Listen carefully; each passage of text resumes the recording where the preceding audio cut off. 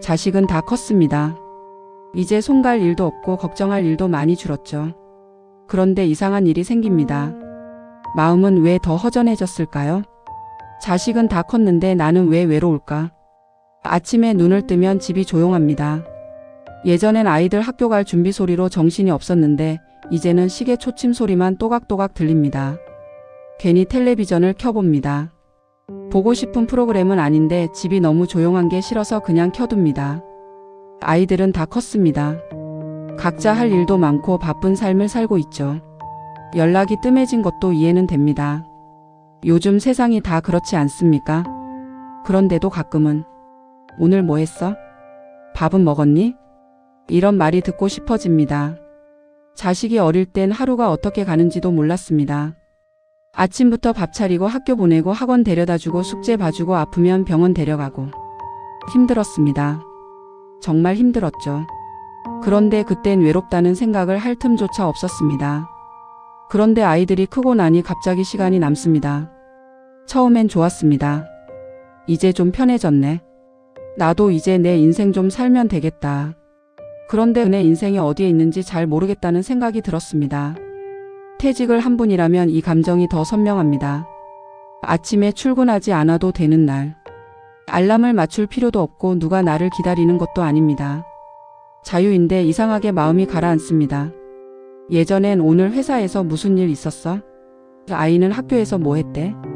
이런 이야기라도 있었는데 이제는 하루가 통째로 비어 있습니다.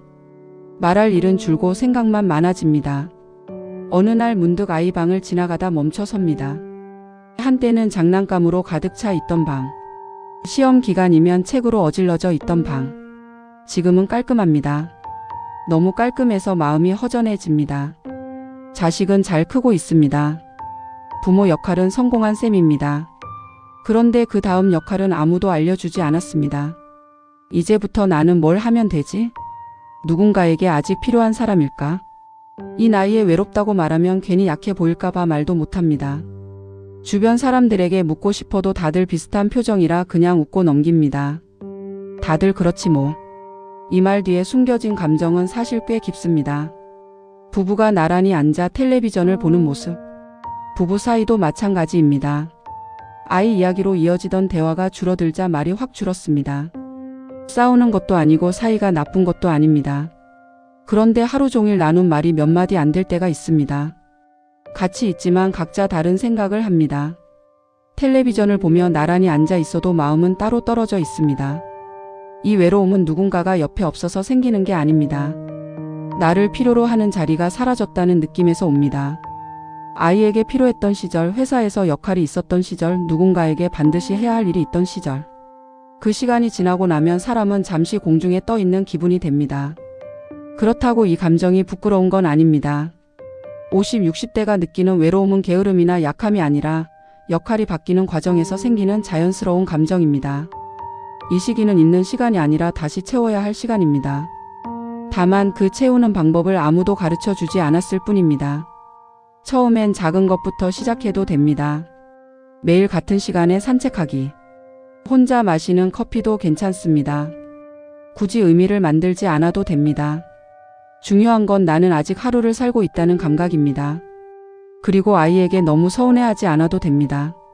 그들은 부모에게서 잘 자라나갔고 이제 자기 인생을 살고 있는 것입니다. 그건 실패가 아니라 성공의 결과입니다. 다만 부모인 우리는 이제 다음 삶의 장면으로 천천히 이동하면 됩니다. 조급하지 않아도 됩니다. 비교하지 않아도 됩니다. 혹시 요즘 이유 없이 마음이 허전하다면, 괜히 눈물이 날 것 같다면 당신만 그런 게 아닙니다. 자식은 다 컸습니다. 그리고 당신도 아직 끝나지 않았습니다. 지금 느끼는 외로움은 사라질 신호가 아니라 새로운 자리를 찾으라는 신호일지도 모릅니다. 오늘 하루 당신의 시간을 조금만 더 소중히 써도 괜찮습니다. 그걸로 충분합니다. 이 영상이 조금이나마 위로가 되었다면 좋겠습니다. 여러분의 이야기도 댓글로 들려주세요. 우리는 혼자가 아닙니다. 구독과 좋아요는 큰 힘이 됩니다. 감사합니다.